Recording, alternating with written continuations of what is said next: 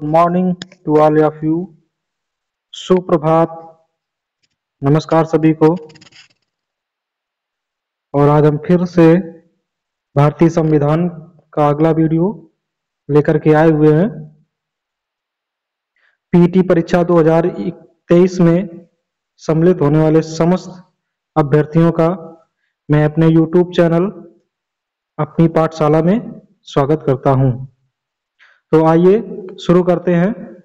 आज का पहला प्रश्न, केंद्र तथा राज्यों के बीच शक्तियों के वितरण के लिए भारत का संविधान 3 सूचियों को प्रस्तुत करता है। निम्नलिखित अनुच्छेदों में से कौन से 2 अनुच्छेद शक्तियों के वितरण को विनियमित करते हैं? ऑप्शन ए अनुच्छेद 245 तथा 246, ऑप्शन बी अनुच्छेद 4 तथा 5, ऑप्शन सी अनुच्छेद 141 तथा 142, ऑप्शन डी अनुच्छेद 156 तथा 57। तो इसका सही आंसर होगा ए, अनुच्छेद 245 तथा 246। अगला प्रश्न है, संघात्मक राज्य में केंद्र व राज्य शक्तियों में परिवर्तन किया जा सकता है। ए केंद्र द्वारा, बी राज्यों के बीच समझौता करके, सी संविधान संशोधन द्वारा, डी केंद्र व राज्य की आपसी सहमति द्वारा। तो इसका सही आंसर होगा सी, संविधान संशोधन द्वारा। सी ऑप्शन होगा। अगला प्रश्न है, संघात्मक सरकार का निम्न में से कौन आधार है? ए व्यवस्थापिका तथा कार्यपालिका के मध्य संबंध, बी न्यायपालिका तथा व्यवस्थापिका के मध्य संबंध, सी न्यायपालिका तथा कार्यपालिका के मध्य संबंध, डी केंद्र व राज्यों के मध्य संबंध। तो इसका सही आंसर होगा डी, केंद्र व राज्यों के मध्य संबंध। प्रश्न नंबर अगला 134, संघात्मक शासन में पाया जाता है। ए संविधान की सर्वोच्चता, बी लिखित व कठोर संविधान, सी ए व बी दोनों सही हैं, डी उपरोक्त सभी असत्य हैं। तो इसका सही आंसर होगा सी ऑप्शन, ए व बी दोनों सही हैं। अगला प्रश्न है 135, निम्न में से कौन सा एक भारत के संविधान का संघीय लक्षण नहीं है? ए केंद्र तथा राज्यों के बीच शक्ति का बंटवारा, बी पूर्ण रूप से लिखित संविधान, सी एकहरी नागरिकता, डी स्वतंत्र न्यायपालिका। तो इसका सही आंसर होगा सी ऑप्शन, एकहरी नागरिकता। अगला प्रश्न है 136, निम्नांकित में से किस एक का कथन है कि संविधान को संघात्मकता के अंग ढांचे में नहीं ढाला गया है?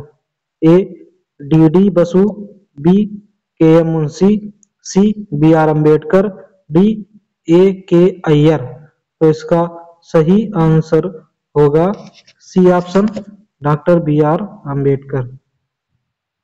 अगला प्रश्न है 137, भारतीय संघीय व्यवस्था अमेरिकी संघीय व्यवस्था से इस प्रकार से भिन्न है कि भारत में एक लिखित संविधान है, बी स्वतंत्र न्यायपालिका है, सी एकहरी नागरिकता है, डी केंद्र तथा राज्यों के बीच शक्तियों के वितरण के प्रावधान है। इसका सही आंसर होगा सी, एकहरी नागरिकता है। अगला प्रश्न है, भारतीय संघवाद बल देता है। ए शक्तियों के विभाजन पर, बी राज्यों की सुदृढ़ता पर, सी राष्ट्रीयताओं के साथ समझौते पर, डी राष्ट्र की एकता पर। तो इसका सही आंसर होगा डी, राष्ट्र की एकता पर, राष्ट्र की एकता पर। अगला प्रश्न है, शून्य काल का अर्थ क्या है? ए जब विपक्ष का प्रस्ताव मान लिया जाए, बी जब कोई अति महत्वपूर्ण विषय चर्चा के लिए उठाया जाए, सी सुबह और दोपहर के सत्र के मध्य का अंतराल, डी जब धन विधेयक लोकसभा में पेश किया जाए। तो इसका सही आंसर होगा डी, जब धन विधेयक लोकसभा में पेश किया जाए। ओ सॉरी, इसका सही आंसर होगा एक डी ऑप्शन, जब कोई अति महत्वपूर्ण। अगला प्रश्न है 140। लोकसभा में सदस्यों द्वारा निजी विधेयक पेश करने की सूचना अवधि क्या है? ए 1 माह, बी 3 माह, सी 5 माह, डी 6 माह। तो इसका सही आंसर होगा 1 माह। ये ऑप्शन इसका सही होगा। अगला प्रश्न है 141। वर्तमान में लोकसभा निर्वाचन क्षेत्र है, इस संख्या में 1971 से कोई परिवर्तन नहीं हुआ है। ए 543, बी 534, सी 556, डी 565। तो इसका सही आंसर होगा ए 543। अगला प्रश्न है संविधान द्वारा विचार की गई लोकसभा की अधिकतम ताकत संख्या क्या है? ए 550, बी 250, सी 555, डी 600। तो इसका सही आंसर होगा ए 550। अगला है 143। लोकसभा में कितनी सीटें अनुसूचित जाति और अनुसूचित जनजाति के प्रतिनिधियों के लिए आरक्षित हैं? ए 39, बी 85, सी 109, डी 131। तो इसका सही आंसर होगा डी 131। अगला प्रश्न है लोकसभा के सदस्यों का कार्यकाल कितने वर्षों का होता है? ए 11, बी 9, सी 7, डी 5। तो इसका सही आंसर है डी 5। अगला है 145। लोकसभा के पहले स्पीकर कौन थे? A G V Mavalankar, B Sarvepalli Radhakrishnan, C M Ananthasayanam Ayyangar, D doctor P V Cherian. तो इसका सही आंसर होगा ए ऑप्शन जीवी मावलंकर। अगला प्रश्न है 146। भारत में निम्न में से किस लोकसभा अध्यक्ष का कुल कार्यकाल सर्वाधिक रहा? A doctor G M Dhillon, B Shrimati Meira Kumar, C doctor Balram Jakhar, C D Shri Hukam Singh. तो इसका सही आंसर होगा सी डॉक्टर बलराम झाखड़। अगला प्रश्न है उत्तर प्रदेश में कुल कितने लोकसभा संसदीय क्षेत्र हैं? ए 64, बी 75, सी 80, डी 70। तो इसका सही आंसर होगा सी 80। अगला प्रश्न है 148। यथा अगस्त 2018 राज्यसभा के अध्यक्ष कौन हैं? A M Venkaiah Naidu, B Rajnath Singh, C Prakash Javadekar, D Ramvilas Paswan. तो इसका सही आंसर होगा ए एम वेंकैया नायडू। अगला प्रश्न है 149।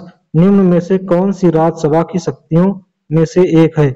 ए यह संघ सूची और समवर्ती सूची में शामिल है, मामलों पर कानून बनाता है, यह धन विधेयक या गैर धन विधेयक पेश और लागू कर सकता है, बी यह कराधान, बजट और वार्षिक वित्तीय विवरणों के प्रस्तावों को मंजूरी देता है, सी यह गैर धन विधेयकों पर विचार और अनुमोदन करता है, डी धन विधेयकों में संशोधन का सुझाव देता है, डी यह आपातकाल की घोषणा को मंजूरी देता है। तो इसका सही आंसर होगा सी।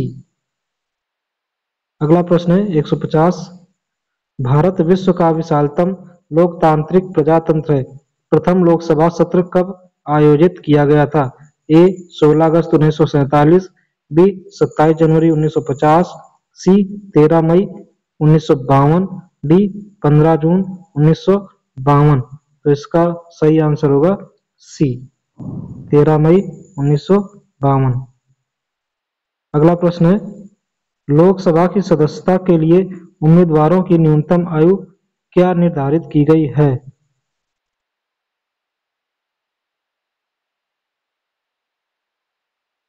ए 21 वर्ष, बी 25 वर्ष, सी 18 वर्ष, डी 30 वर्ष। तो इसका सही आंसर है बी 25 वर्ष। अगला प्रश्न है 152। नीलम संजीव रेड्डी भारत के राष्ट्रपति थे, ए 5वें, बी 6वें, सी 7वें, डी 8वें। तो इसका सही आंसर होगा बी 6वें। अगला प्रश्न है 153। भारत के राष्ट्रपति द्वारा चरित्र को बदले बिना सजा की मात्रा को कम करना अनुच्छेद 72 को कहा जाता है? ए मोहलत, बी दंड विराम, सी परिहार, डी विनियम। तो इसका सही आंसर होगा सी परिहार। अगला प्रश्न है, श्री रामनाथ कोविंद भारत के राष्ट्रपति हैं? ए 16वें, बी 14वें, सी 12वें, डी 11वें। तो इसका सही आंसर होगा बी 14वें राष्ट्रपति। अगला प्रश्न है, रामनाथ कोविंद को वर्ष 2017 में भारत के राष्ट्रपति के रूप में चुना गया था? रिपीट क्वेश्चन, इसका भी आंसर बी होगा 14वें। अगला प्रश्न है, भारत के राष्ट्रपति का कार्यकाल कितने वर्ष का होता है? ए 10 वर्ष, बी 3 वर्ष, सी 5 वर्ष, डी 4 वर्ष। तो इसका सही आंसर सी 5 वर्ष। अगला है, एक राष्ट्रपति, दो उपराष्ट्रपति, सी 3 राज्यसभा के सभी सदस्य। उपयुक्त में कौन आनुपातिक प्रतिनिधित्व प्रणाली के नियमानुसार एकल संक्रमणी के मत के माध्यम से गुप्त मत द्वारा किए गए मतदान से चुना जाता है? केवल 1 और 2, केवल 1 और 3, केवल 2 और 3, उपयुक्त सभी। तो इसका सही आंसर होगा 1 और 2। एक सेकेंड, उपराष्ट्रपति, तो इसका हाँ 1 और 2 सही है। अगला प्रश्न है, भारत का निम्नलिखित में से कौन सा राष्ट्रपति निर्विरोध निर्वाचित हुआ था? A doctor S Radhakrishnan, B K R Narayan, C Neelam Sanjiva Reddy, D doctor Rajendra Prasad. तो इसका सही आंसर है सी नीलम संजीव रेड्डी। अगला प्रश्न है, किस भारतीय राष्ट्रपति ने आयरिश स्वतंत्रता संग्राम में भाग लिया और इसके लिए जेल भी गए? A V V Giri, B Neelam Sanjiva Reddy, C doctor Shankar Dayal Sharma, D doctor S Radhakrishnan. तो इसका सही आंसर होगा ए वीवी गिरी। अगला प्रश्न है 160 और आज की क्लास का ये अंतिम प्रश्न है, राज्यसभा की विशेष शक्ति इस आशय का प्रस्ताव अपनाकर संविधान के अनुच्छेद में दिया गया है कि वह राज्य में सूची में शामिल किसी भी मामले के संबंध में कानून बनाने के लिए संसद को सशक्त बना सके। ए 128, बी 198, सी 223, डी 249। तो इसका सही आंसर होगा डी 249। तो साथियों, आशा करते हैं आपको जानकारी अच्छी लगी होगी, और अगर चैनल पर नए हैं तो चैनल को सब्सक्राइब करें, लाइक करें। इसी के साथ मिलते हैं नेक्स्ट वीडियो में। जय हिंद।